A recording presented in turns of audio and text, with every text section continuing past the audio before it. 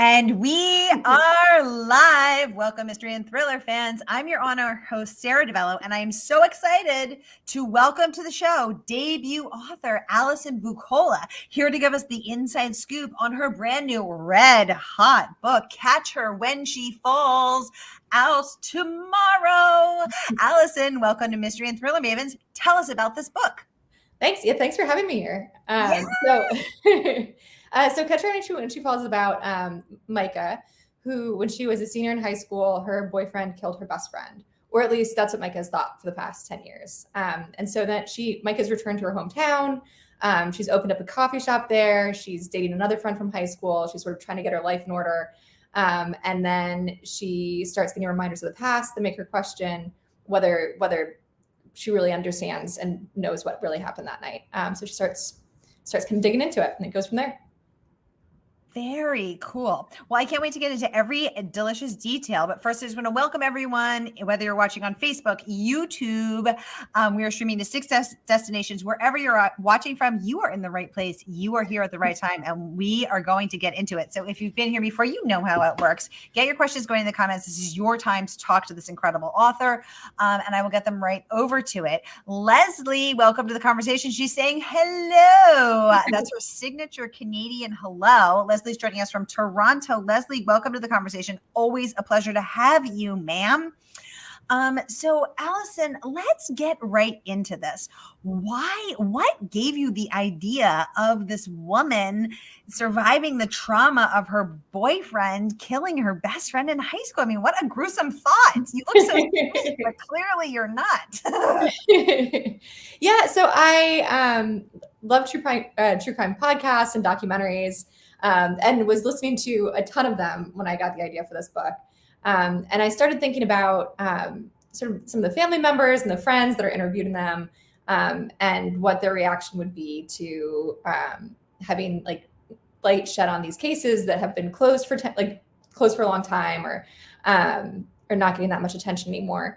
And so then I started thinking about Micah, and so Micah is in this weird place where she is the friend of the victim, but also has this relationship with the accused murderer, and obviously would have very complicated feelings about new attention on the case. So I sort of started thinking about her while I was listening to these true crime podcasts, and it just kind of came from there.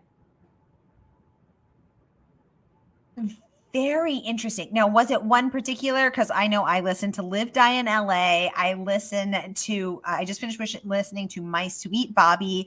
I listened to Serial, of course. Was it one in particular, Allison, that you can give credit to, or you just were really in it? I was mostly in it. I was listening to a lot of My Favorite Murder. I don't think it was anything that came out of that one in particular, but that was the one I was listening to the most.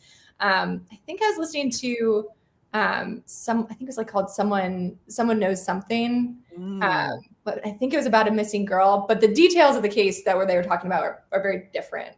So it was mostly just sort of being immersed in true crime podcasts.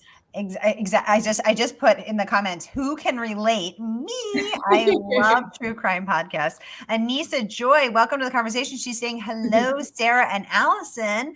Anissa is an amazing bookstagrammer. She does big things with friends in fiction. She's last seen streaming live with Jenna Bush Hagar. Hey, girl. Hey, it's so good to have you here tonight.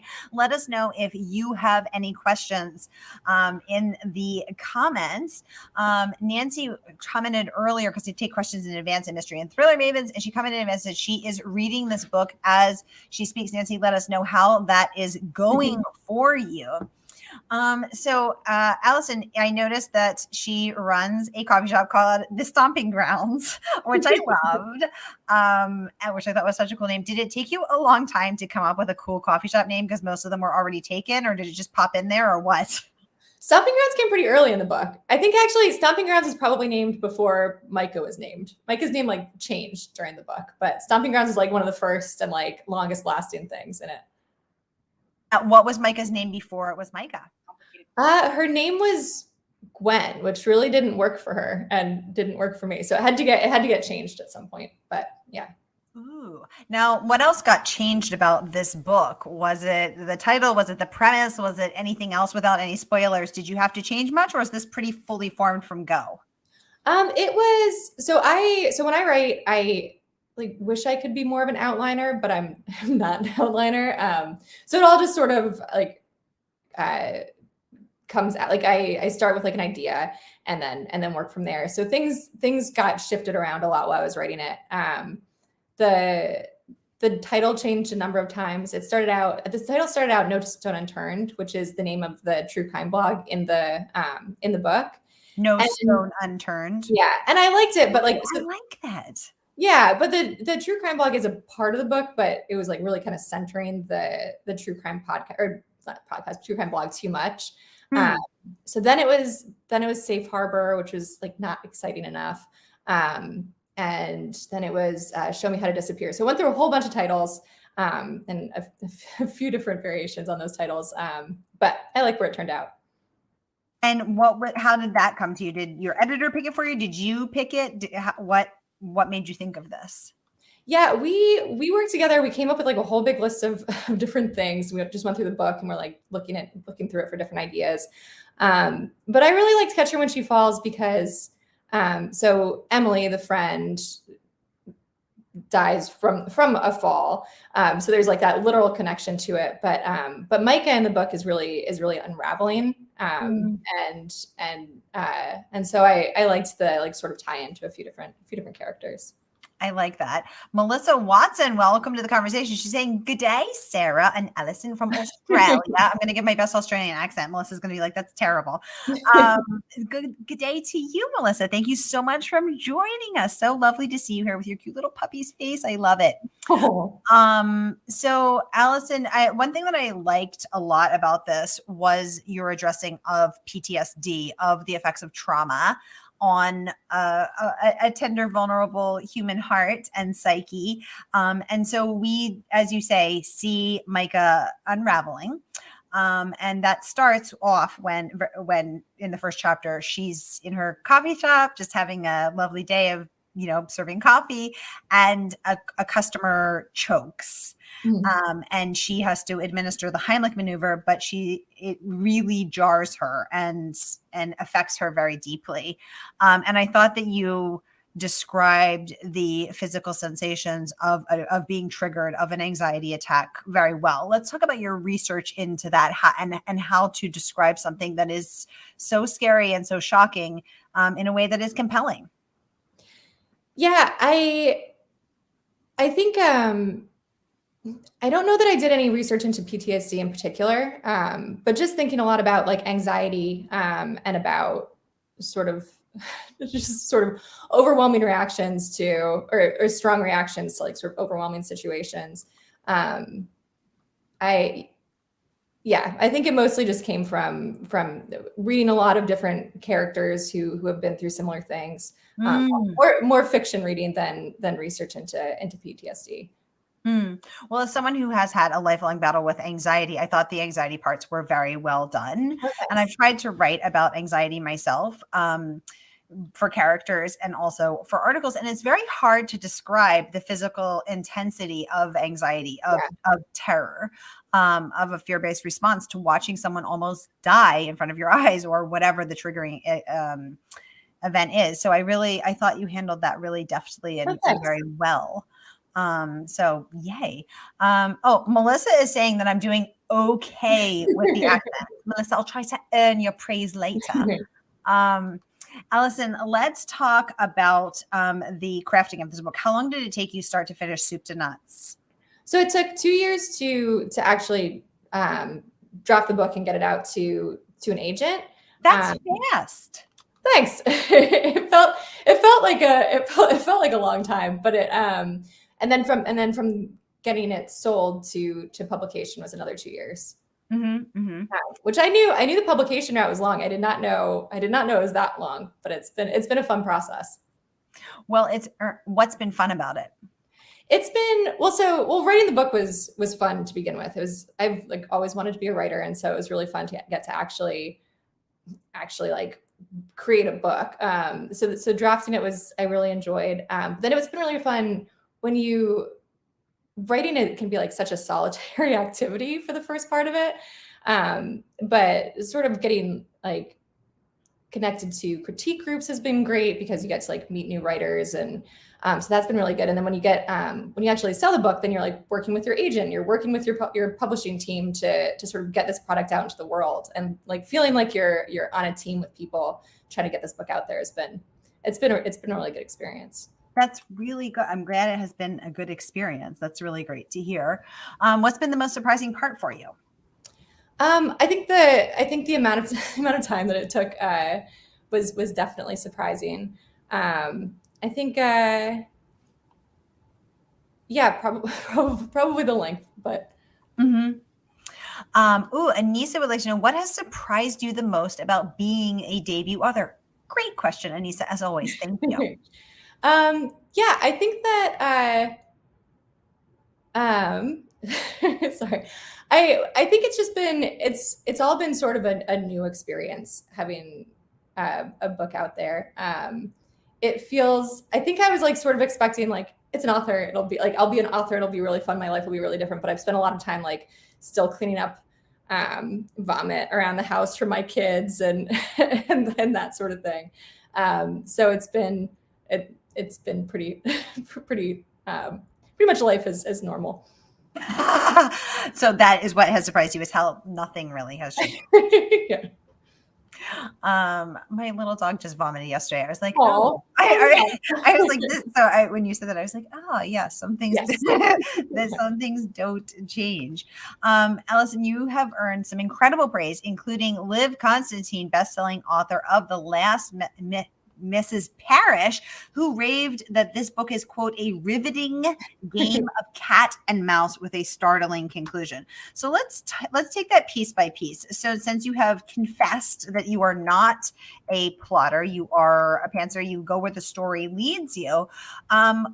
Did the ending surprise you, since it surprised Liv? It did. And the ending is another thing that changed a few times when I was writing the book. And I don't want to say too much about how it changed because I don't want to give anything away. But I sort of saw Micah going somewhere initially when I started writing it, and then it took me in a different direction.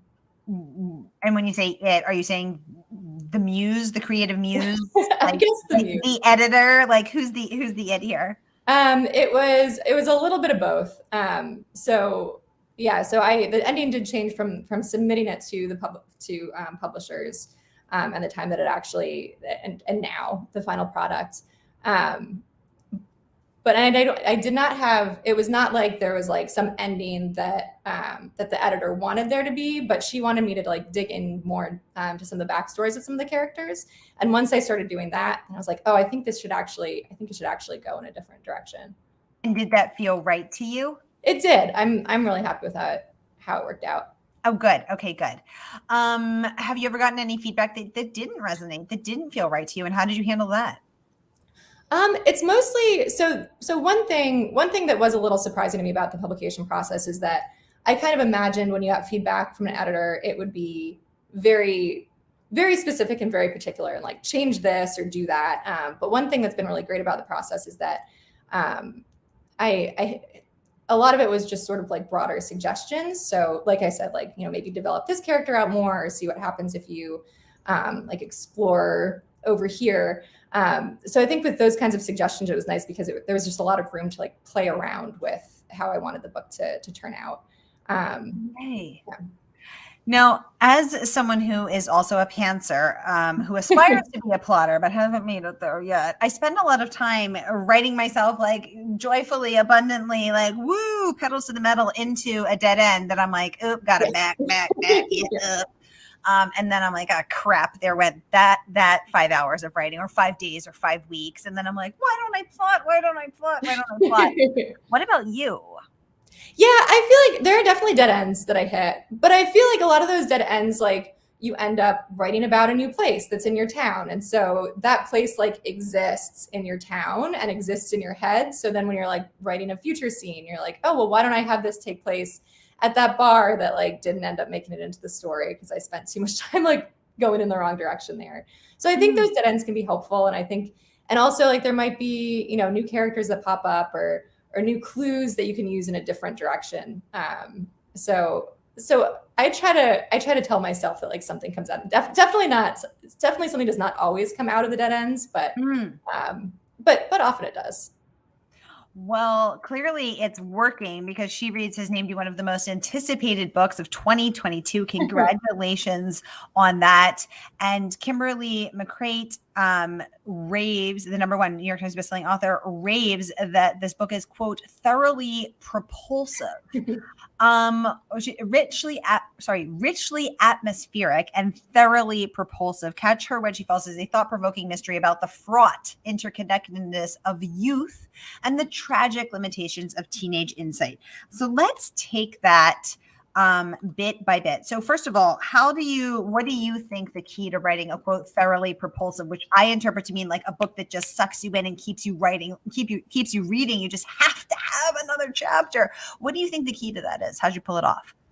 I think that suspense is tricky. I think it's kind of tricky to figure out for yourself whether it's working while you're writing it.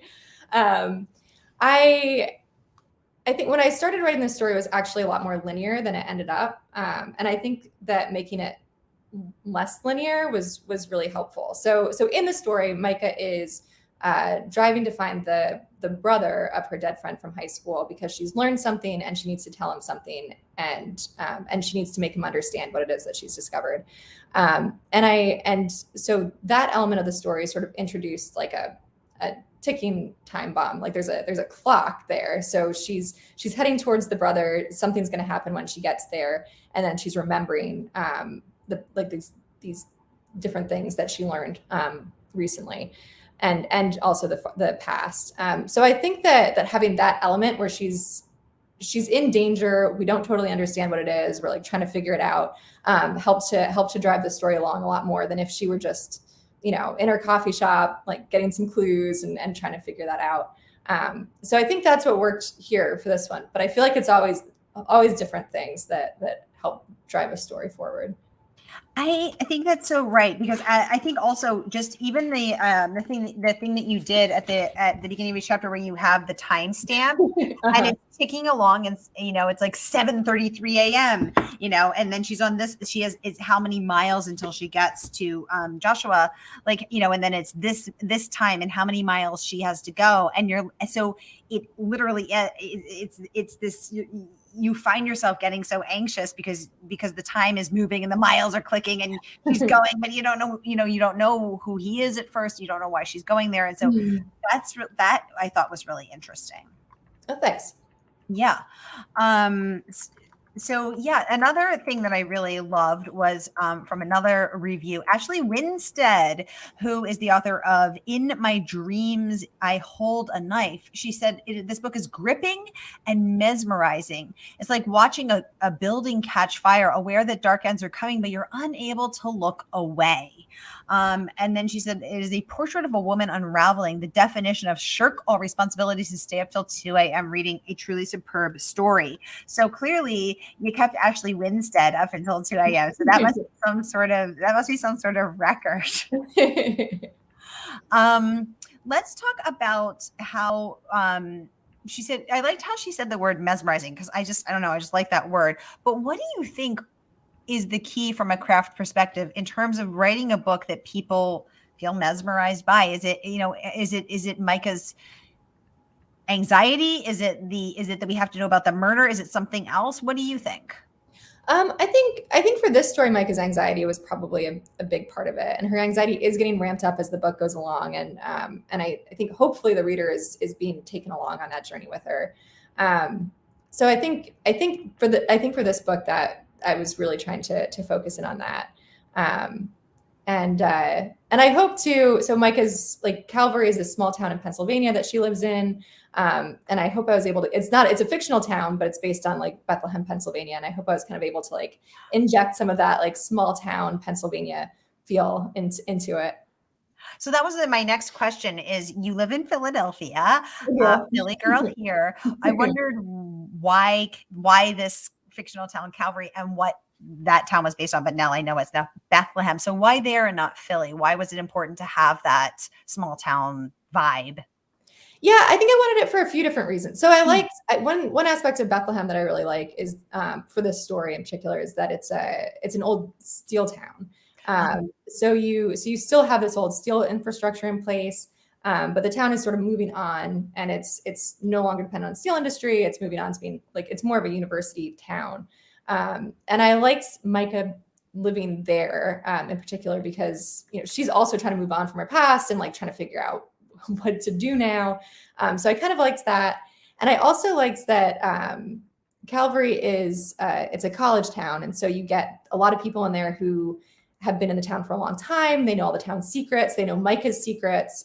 It's a lot of people from her past. But then you also have these college students who are coming through who are very different, who don't know her past, but also are, more likely to be sort of inconsiderate observers of what's going on now. So you just get this like mix of different types of people who are coming through. And I wanted something like that for where Micah lived.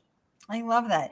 David, welcome to the conversation. David just hosted Allison a few days ago and let me know that when I was sharing that I was hosting you. So great to have you here.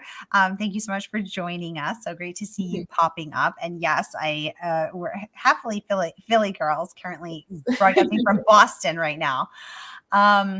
So yeah, I thought another thing that you did really interestingly was that college kid, the townies versus the college kids. And because, you established that tension right off again, right before the woman chokes in that first one or two chapters in the book where these sort of mean college kids come in and they're rabble rousing and they're opening sugar packs and throwing on the table. And I was getting really upset about it. I don't like messes. And also because I was like, why are these guys being such jerks? And how would I handle that? And what would I do with these rowdy boys, but then also these two college girls? And I didn't know. So I thought that tension built between those two populations of the townies and the entitled college kids was interesting as well. Thanks. What was your thought on that? Just another tension building technique or Yeah, I think so. I mean, I think that's definitely something that is looming in the background of the story. It's not, and Micah herself is someone from that town, and so has some discomfort with the people who are just coming in and just sort of like watching and then going. I think that's definitely something that she feels as someone who grew up there. So I let people, hi, Anne, welcome to the conversation. So I let people submit questions in advance because not everyone can watch live. So in Mystery and Thriller Mavens, I let people submit questions in advance. We got a few of those. I want to make sure I get to them.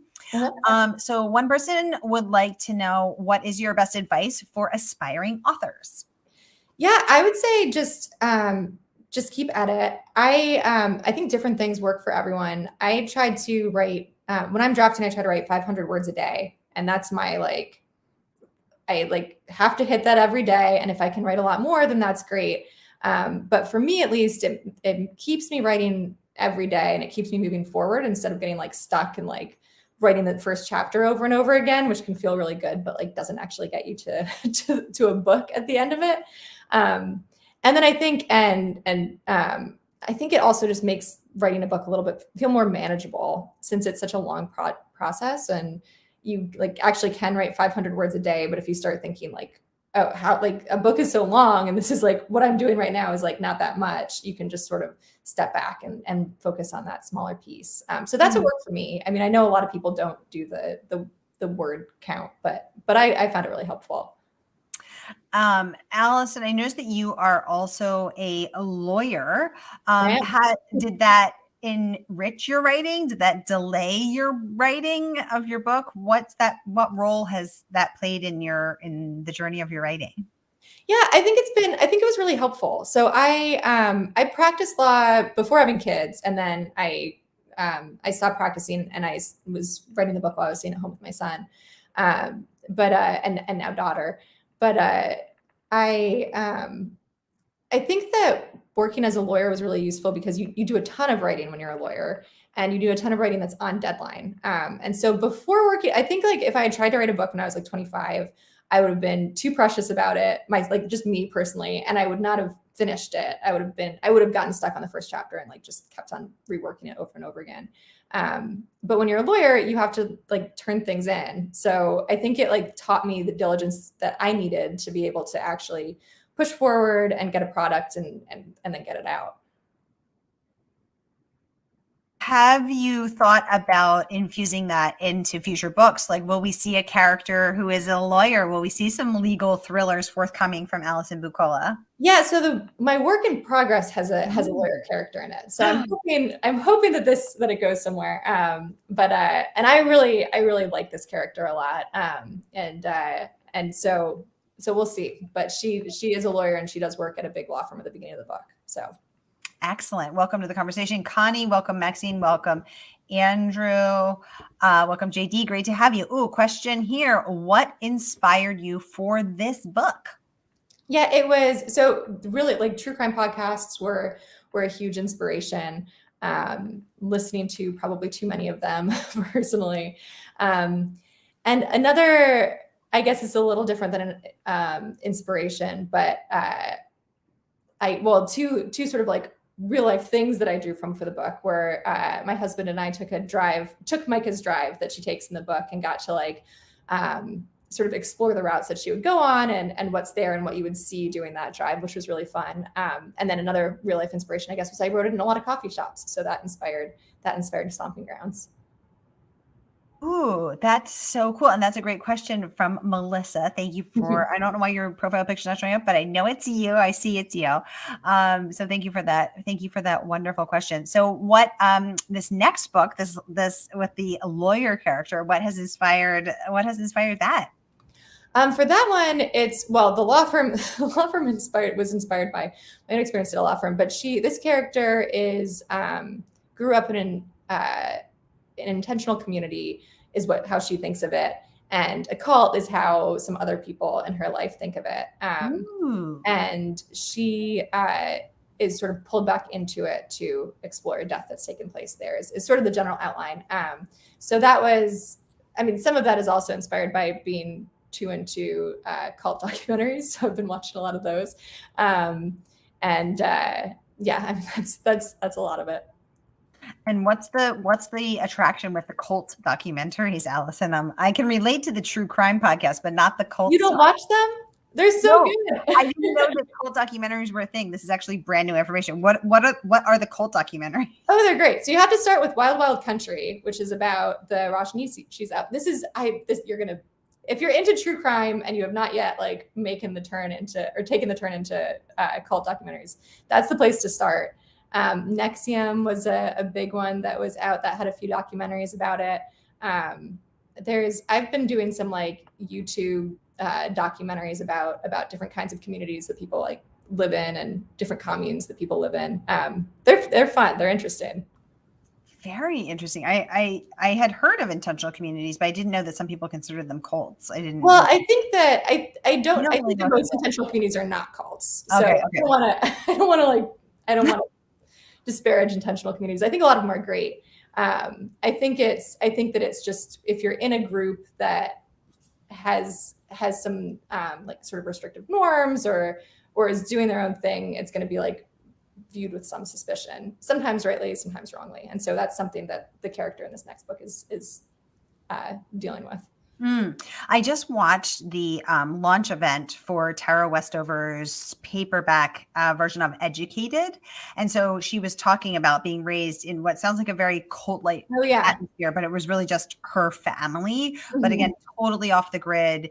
She didn't even have a birth certificate until she was, I think, 7 or 9. I can't remember it's now. So wild. Yeah. Yeah. And, didn't go to school, didn't go to the doctor. And so it was fascinating to see how, to hear firsthand, and to hear how she was indoctrinated with this, it seemed like pretty cult like thinking. So fascinating stuff. Okay. We have 2 minutes left. So any last questions for Allison, get them going in the comments and I will get them right over to her. We have another. I'm sorry. I had one more submitted in advance saying if you were stranded on a desert island with one of your characters, who would it be and why? Julia is my favorite character in the book. Julia is sort of Micah's nemesis. She is now dating Micah's ex-boyfriend from high school, and really wants him to be set free. I don't know if I could handle Julie on a desert island though, so probably not her.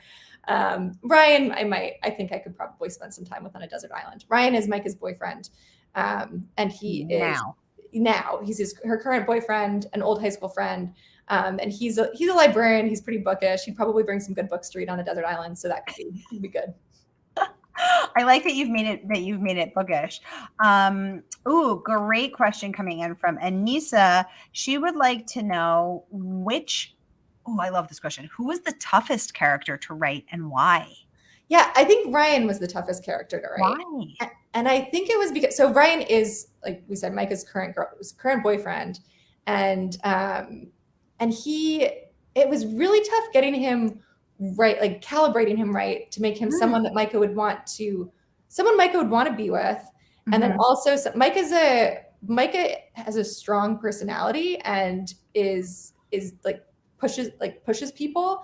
And so I wanted him to like not be a total pushover, but be someone who would believably be with Micah. And it was a really tough balance. And so he sort of like swung all over the place in my different drafts. And I think I eventually got him right.